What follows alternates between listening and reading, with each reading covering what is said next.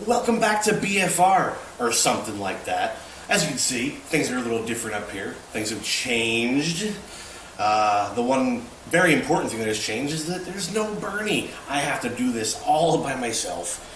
I can't make fun of him or blame him for screwing this up, except for the fact that he's not here, which is his fault.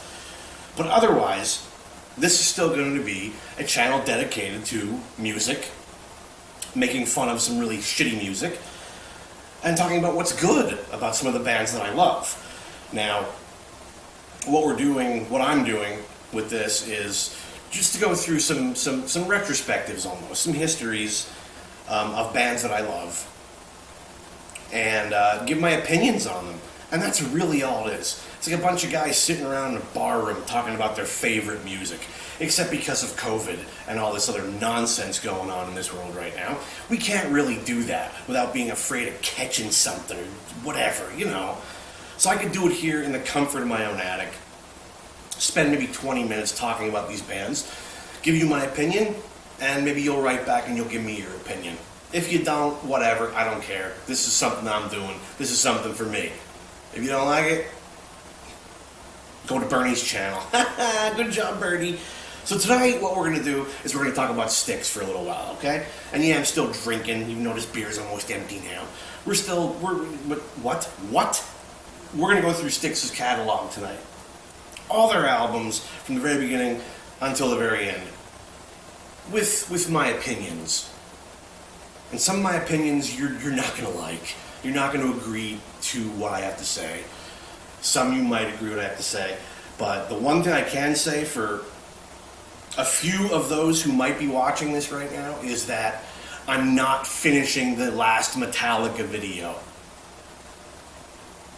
You know who you are. You know who you are. Anyway, we're going to start right now with 1972, Styx's first album. Their first album, you can see here, a bunch of hairy dudes, mostly nude and stuff like that, right? That's weird. But, you know, when the album came out in 72, there are absolutely no hits on this. I mean, Best Thing was a song written by, I think, Dennis and J.Y. at the time. And I mean, it cracked the top 100.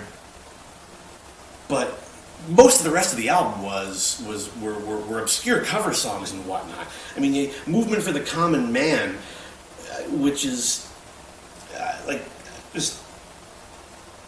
don't know, what is it? I'm asking you because I actually don't know what it is. It's some traditional piece, and they put in like some street sounds and Dennis crying about stuff. But it's not very good. It's not very good. You know, What Has Come Between Us, Quick as the Beat in My Heart, After You Leave Me. As far as I know, none of them actually stick songs, but cover songs. I guess the label wanted them to do. The album is not essential in any way whatsoever, unless you want to see where Styx started. All right.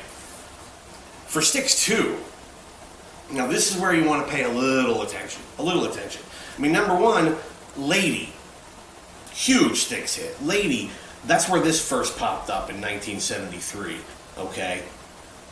Dennis DeYoung was doing a lot more of the songwriting by now. Lady was about his wife, as I'm sure you heard in 8 million interviews. Because Dennis will tell you, trust me, go look him up now. But Lady really did. It didn't open the door yet, but it did. It did several years later when when it was played by a DJ over and over and over and over and over again until A&M Records actually took notice. But we're not there yet. Good songs on here. Father OSA and Earl of Roseland, 2 Dennis DeYoung songs. Absolutely fantastic songs. Melody, harmony, some little progressive moments. Essential. Those 2 songs are essential. We moved to their second album in 1973, The Serpent is Rising. Everything they had learned on Styx 2, they had apparently forgotten by this time. Because it just sounds like a rehash of their first album. It's raw, there's, but still, Grove of Eglantine, which I believe was about a vagina. Again, ask Dennis, hey, I didn't write it. The Serpent is Rising, Jonas Salter, there are some great tunes on here. Young Men by James Young. Great songs. Not polished in any way whatsoever. There's no radio hits. The End of the Serpent is Rising.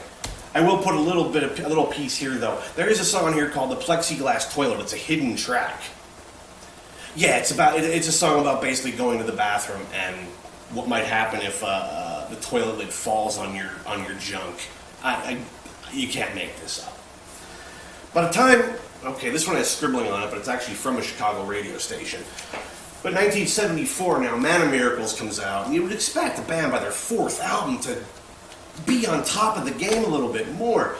No, they're not. I mean, Rock and Roll Feeling, Having a Ball, both James Young and John Sirulewski songs. Dennis's stuff, Golden Lark, A Song for Suzanne, okay. I mean, they're all right. The B-side of this is where it kind of comes together a little bit. Evil Eyes, Christopher, Mr. Christopher, and Man of Miracles. Essential. For this album, this time period, they're essential tracks. Good rock tracks, but some of those little flourishes and stuff you would expect, some of those keyboard flourishes and stuff like that you would expect from Dennis DeYoung, finally made their way in a bigger way. And the songs started taking on that familiar Styx sound. Now, just as an aside, I guess RCA reissued these things at some point and made these hideous Art Deco. I don't know. The only cool thing about this was that they replaced a song on the regular release, which was an unreleased song called Unfinished Song from, I think it was the B-side of Lady or something like that. But it's a great song. It's a great song. It does not belong on this reissue because it doesn't fit in any way whatsoever. But check it out. That is the Wooden Nickel era of Styx. The best one out of the four, I would say, is Styx 2. Check that out, not only for Lady, but for a much more polished sound. In 75, the band hits hard with Equinox. Now they're on A&M Records. They got a major record label now. Because of Lady, even though it was 3 years later, major record label. They open it up with the track Light Up, which they have played recently in live concerts, which is a glorification of smoking pot. And guess what, son? Smoke the pot. Do whatever you... What am I going to do? What am I going to do? It's going to be legal in your neighborhood like tomorrow, so shut the fuck up about it, all right? It goes into Lorelei, which maybe it may have been a small hit at the time. A Dennis track, which again, they're still doing today, even without Dennis DeYoung. Mother, Dear, and Lonely Child wrap up that side of the album. Not so great. But again, the second side of the album, Midnight Ride, Born for Adventure, and the greatest Styx track up to this point, bar none, Sweet Madam Blue, which is a track that Dennis DeYoung had written for the bicentennial. Everything that Styx would become is right there in that song. You have your metallic breakdown. You have your acoustic passages. It's everything, literally everything that you know of Styx is in that song. That's where it started, and it's much heavier and much cooler than maybe a lot of what came next. We'll get to that right now. Crystal Ball, son. Yeah, it was hard after that edit. Whatever. But 1976, Crystal Ball comes out, and things have changed for Styx at this point. John Sirulewski said, "Nope, I'm done with this shit." Whether it was the musical direction or maybe Dennis DeYoung getting a little strong-handed at getting his songs on the record at that time, you understand, right? He's out. He dumps them before the tour.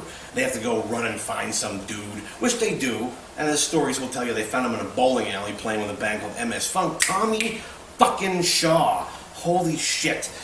Not only did he come with the title track, well, it wasn't the title track. He came with a song called Crystal Ball.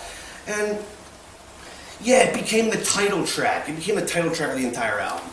Goodwill and all that. They wanted Tommy to fit right in.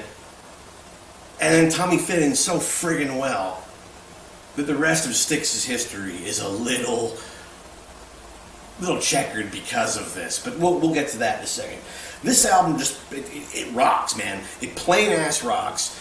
And the tracks on here that you don't know, which is pretty much the entire album, other than Crystal Ball itself. The tracks that you don't know are just as freaking good. As Crystal Ball, Put Me On, just an homage to cranking tunes, man, with JY still in great voice. Shoes, more of a boogie rock kind of thing that I guess Tommy Shaw was doing right before this. Again, it ends with This Old Man and Ballerina, two Dennis DeYoung tracks that are heavy hitters with absolutely sinister, miserable vocal harmonies. This is the beginning, 100% the beginning of modern Styx, or at least the classic era Styx. What happened next will blow your face off, okay? Hi there. Hi there. My name's The Grand Illusion. I came out 77. And you heard every song on me, didn't you? Every song on here. And The Grand Illusion itself is still on the radio almost every day. Fooling Yourself, a Tommy Shaw hit. Superstars, lesser known, not lesser quality. Come Sail Away, maybe the song you know Styx for, is on this record. That's only the first side. The second side, which was nowhere near as big commercially, Miss America, which is a JY heavy hitter, Man in the Wilderness, and Castle Walls. Two more Dennis DeYoung. No, I'm sorry. Man in the Wilderness is a Tommy song, and Castle Walls is a Dennis song. Lengthy tracks, different passages, different movements, killer lyrics, played to perfection. Not radio hits, but those are some of the songs that Styx should be known for. The lesser known tracks, the non-radio tunes, the deep cuts, if you will. That's where Styx really shines on the lengthier songs that were never on FM radio. Next year something else happened. That something else is called Pieces of 8. Pieces of 8. This is my 100% favorite Styx record, and I'm going to give you 4 or 5 reasons why right now. Reason number 1, the title track, Pieces of 8, a Dennis DeYoung masterpiece. End of story. Possibly the best song he's ever written, in my opinion. You have Renegade on here, a Tommy hard rocker that you've heard a million times on the radio. Blue Collar Men, same thing. Tommy rocker that kills your face. Queen of Spades, a nutso-Dennis rocker that was never on the radio. I don't think it was ever released as a single. It's badass. Dennis was at his absolute peak here, and even though he was having nervous breakdowns and stuff during the tour for Grand Illusion, he's losing his mind. He had to have his wife and his kid or something, I think at the time, like, come on, tour with him. He's losing his mind. The tide is slowly turning. Tommy's getting more popular. The songs are getting out of Dennis's hands a little bit. Sometimes you gotta give it up to make the band better. I don't think Dennis DeYoung agrees with that. Maybe then or maybe now. But who knows? Pieces of 8. If you want to ever get into Styx in any way whatsoever, try this. Try this album. Awesome, awesome, awesome. Oh, an original picture disc. Check me out. Apparently I'm cooler than I thought I was. And I want another copy, because why not have 8 copies of the same fucking album? Oh boy. 1979. Cornerstone. Cornerstone of what? I have no fucking idea. It wasn't the cornerstone of the band's sound or anything the band had done up to that point. It's absolutely terrible. I have to actually pull this out because the track listing is not on this. It's like a West German copy or something. I have no idea. But I mean, if you really get into this album, are there good songs on it? Of course there are. Lights. A Tommy JY song opens, or a Tommy Dennis song opens the album. Great song. You gotta suffer a little bit, because why me? Why me? Why am I hearing this album? Babe, say what you want about it. Say what you want about it. It was one of the biggest songs of the era. But it fucking killed everything that Styx has been building up to. Being an art rock band with a little bit of a metallic edge and a little prog tendencies. This album has none of that. You know, Tommy comes in with Boat in the River. where he plays like one of them things. He played like a balalaika, or was that a thing? I don't know. What's that thing he played? It's something stupid. It has strings on it, I think, but it's fucking dumb, and I don't really care. The B-side, Borrowed Time, pretty good song. First Time is Babe, Part 2. But it's the most horrid thing committed to a Styx record up to that point, and probably ever since. Let's forget it. Eddie, completely forgettable JY tune. Love in the Midnight, decent way to end the album. Little longer tune. There's some light and shade in that song. Good Tommy track. Decent way to end the album, but not. I don't recommend it. I don't recommend this. This is I guess the U.S. version with some kind of weird split sleeve. And all right, guys, real cool. You did a great job there. We don't need to talk about the greatest hits album because all it was the wooden nickel era greatest hits, of which there were none. So figure that out. I don't know. Now, after the debacle in '79 happened with Cornerstone, with Dennis really just sticking his fist in it and kind of forcing the band to put Babe and First Time on the record, he got fired. Okay, they fired him so fucking quick. And you know what else they did? They brought him back even fucking quicker. Because who's going to replace Dennis DeYoung? Apparently nobody. But when they came back with Paradise Theater, a somewhat concept/thematic album. But they came back with this thing in 1981. And Styx were huge. This album was absolutely enormous when it came out. There are some duds, like Nothing Ever Goes as Planned and Lonely People, crap songs. But you have The Best of Times, which was a massive hit.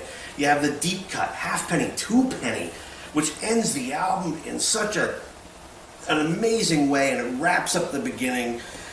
Rockin' the Paradise is on here. Too Much Time on My Hands.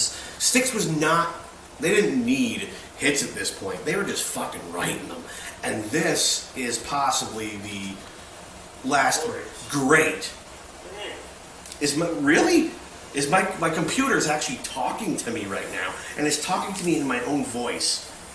See, this is why I cannot do stuff by myself, because that happens. Oh my god. Anyway, Paradise Theater, the end, as far as I'm concerned, the end of the classic Styx era. I don't care what came next and how it sold, but we're going to talk about it.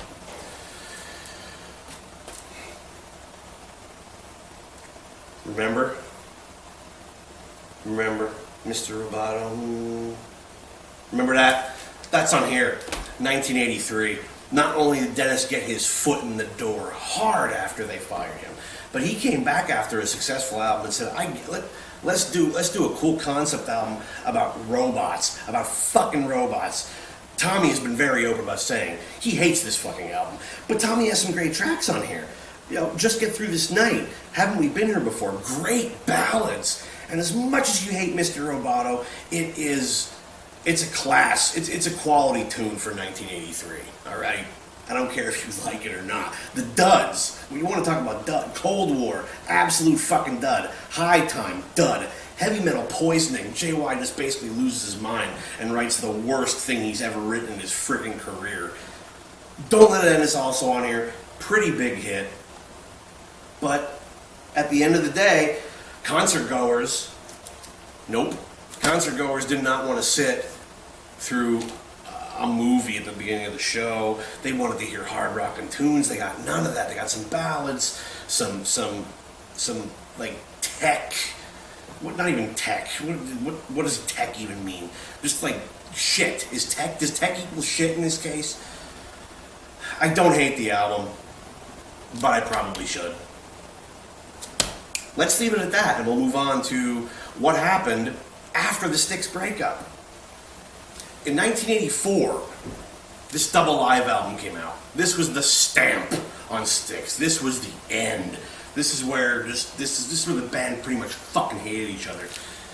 Whether it be Dennis's fault or Tommy's fault or whoever knows. I know it wasn't Chuck or John Panazzo's fault, because they were just there for the ride at that point.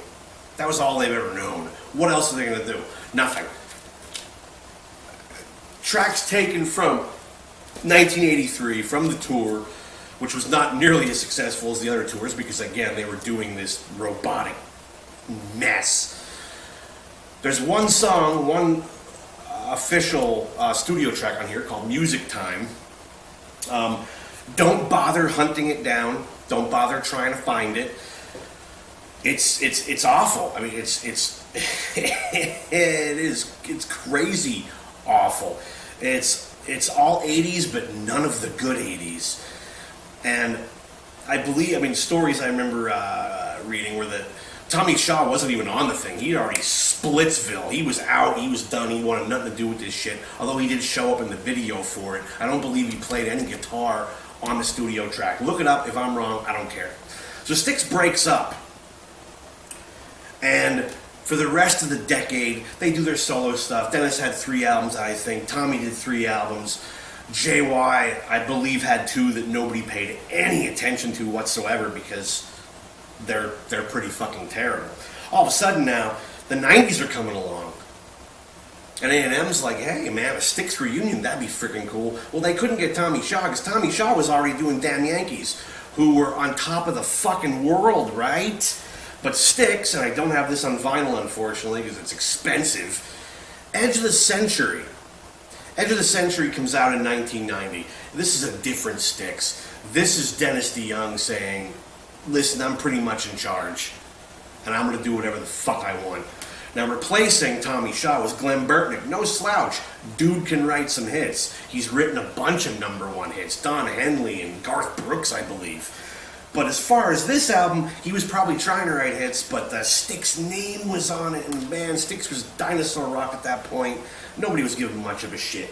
What did happen on here was a little ballad you might have heard of, huge during the Gulf War, called Show Me the Way, a Dennis ballad that hit number 3 on the charts during the era of grunge and alternative stuff becoming huge. All of a sudden, Styx has another top 10 hit, and everybody thought, woohoo, wow, Styx is back, this is interesting. They're not, okay, they're not back. Love Is the Ritual is the first track on the album. It's shit. Edge of the Century it's okay. Love at First Sight, Think, Babe Part 3. All in a Day's Work's an acoustic tune. Not Dead Yet, I believe, is a cover song. I mean, there's a bunch of songs on here. Homewrecker is a JY track. It's probably the heaviest track on the album, and for once, I really like the JY track. I was probably the only one, because as of 1992, a band that had a number 3 hit was booted off the fucking label. Styx now doesn't have a record label. Styx is old news, son. They did start recording another album after. The label rejected it, and that was kind of it. And some of those songs wound up on greatest hits and things later, but it was over. Did anybody really care? Now, in the intervening years,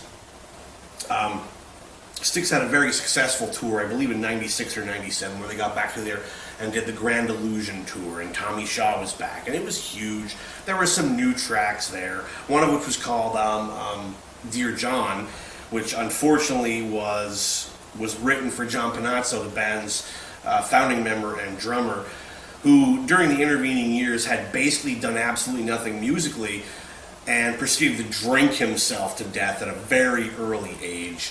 And it was a shame. Chuck Panazzo was a beast on drums, if you like that or not, if you like Styx's music or not. He deserves to be mentioned more than he actually is. Rest in peace. Now,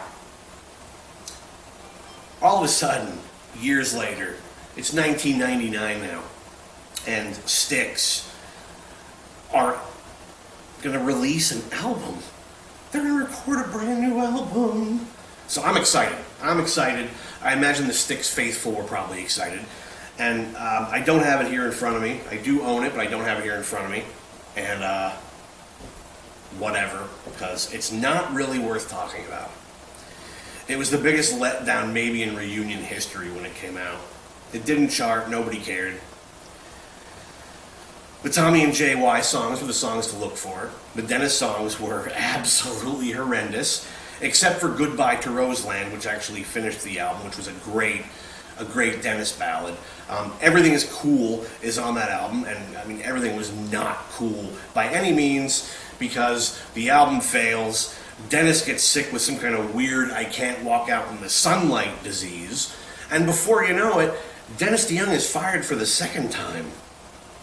And Dennis DeYoung never comes back. Thanks for the memories, Dennis, but there is some cool shit coming up right next. No time goes by whatsoever before they replace Dennis DeYoung with Lawrence Gowan, who I think is Canadian. He had some hits and stuff. I mean, yeah, dude, whatever. I don't know. I didn't look into his backstory or none of that shit. But he all of a sudden, he's touring with them. And then Dennis is out. And people are like, oh, Dennis will be back. No big deal. Yeah, no, not this time. No, not this time. I think Tommy and JY at this point had their fill of Dennis's controlling ways and stuff like that. And I'm gonna put a little disclaimer, and not even so much a disclaimer, but I'm gonna say right now, I have nothing at all against Dennis DeYoung.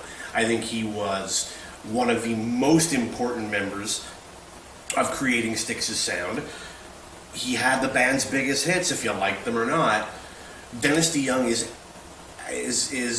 he's a god. He really is a rock god. He still is. He tours with playing Styx music, playing his solo music. He's still releasing new albums that are really, really good. I have nothing against Dennis DeYoung. I think Dennis is absolutely amazing, but for some reason, and look it up if you want to hear those reasons, there became a breaking point in this band where they could not work with Dennis DeYoung anymore, and that's what happened. They went with Gowan. Gowan stayed. Gowan has been in the band since 1999 or 2000. Okay, stop crying about Dennis DeYoung coming back. It's probably never going to happen. And if it doesn't happen, that's fine with me because you have Dennis DeYoung solo material and you have Styx's material. You have two great musicians, two great projects putting music out simultaneously, and both are excellent. That's all I have to say about that. I love Dennis DeYoung. I don't give a shit about all the fucking rumors and nonsense. Dennis DeYoung is boss. Anyway, so in 2003, and look at this thing with the carrot. I have no idea. I don't know what they were thinking when they put the sleeve together. But this is the first album of original music since Dennis DeYoung had been kicked out of the band. Is it good? It's better than good. It is better than several classic era Styx albums, and I know that hurts your feelings, but man, is it good. Songs like Waiting for Our Time, Fields of the Brave, These Are the Times, a Tommy and JY song that is absolutely as good as classic Styx. Hands down, don't even try and fight me on this. Go look up These Are the Times right now. And if it doesn't do something for you, then you were never paying attention in the first place. Other songs on it, Together is a very Tommy song. More Love for the Money. Captain America, oh boy, let's let JY write a song again. Here's what's going to happen to this. But Killing the Thing That You Love, One with Everything. Such great tracks. I mean, there's got to be 15 songs on this album, and there's a bunch of songs on this album, and some of them are absolute throwaways. But the songs that are amazing, like I said, Fields of the Brave. Oh my God, it's a Gowan tune, I think, but it's hard. Everything you would expect from Styx is on this album, and it just finally hit streaming for the very first time, I think last week. Go check this out. If you can't find something on here that you appreciate, I don't know what to tell you. You're not listening. Okay? So 2003 happens, and boy, oh boy. After this, the band is just on a circuit, man. They're touring. They do a new song here and a new song there. They slap them onto live albums. They do stuff with symphony orchestras, which is actually really cool. And I mean, at one point, these albums here, which again only on CD, but Regeneration, Volume 1 and 2, you can see them there, whatever. But in some concerted effort to erase Dennis DeYoung from the band's history, apparently, they were selling these at shows originally, where they covered a bunch of their old studio tracks with the new lineup, and they're not bad. But Gowan in the studio covering Dennis DeYoung tracks is never going to work. I mean, The Grand Illusion, Fooling Yourself, Lorelei, Crystal Ball, Come Sail Away, Blue Collar Man, Miss America. It sounds like it's a greatest hits album by Styx. These are not greatest hits. Okay? These are re-recorded versions with the new band, with maybe a song or like a new song or two on them. They're not mandatory by any means whatsoever. Dennis did them better in the studio originally. Leave them the fuck alone. In 2005, The Big Bang Theory. It's a cover album. Styx followed an exceptionally good studio album with a cover album. Most bands do cover albums when they're on the way out. And maybe Styx was in that place at the time where they realized we're fucked with the record buying public.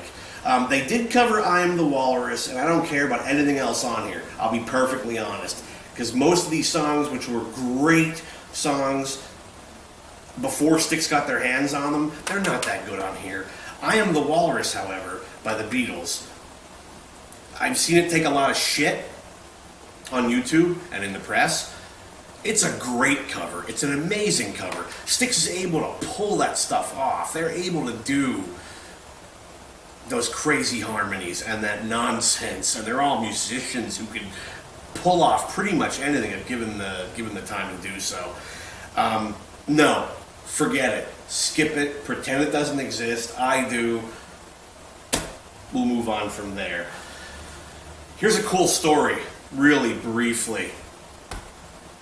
In 2005, I saw Styx live at a local venue that I go to. And I actually met Lawrence Gowan outside of the bathroom that night. And we were basically in line going to the bathroom. And I said, "Hey man," I said, "Cyclorama was a great studio album. Are you gonna follow it up?" And he said, "Yeah." He said, "We have a bunch of songs ready to go, and we're working on stuff. That was 2005. I waited for that album. It never happened. The years go by, they play more shows. Okay, great, they're going to do that forever. Now, I don't even know when this came out. Okay, 2017. So what could have been a great Styx follow-up in the mid-2000s became the long-awaited return of Styx. The Mission. And I do actually have this here. The Mission. A concept album about the first men, the first crew of people going to Mars. We've already had our fill of Styx concept albums. Are there robots? Like, fuck technology? Like, all that shit? Nope.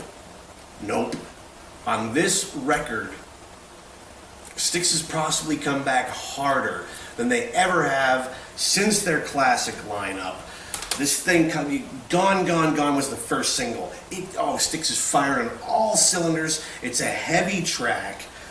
100 Million Miles from Home. Trouble at the Big Show.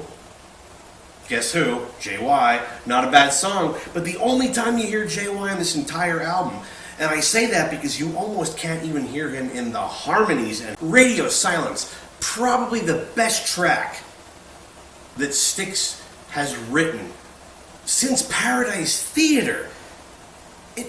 Every trademark of the Styx sound that you knew up to the point of the end of the original lineup, that song covers it.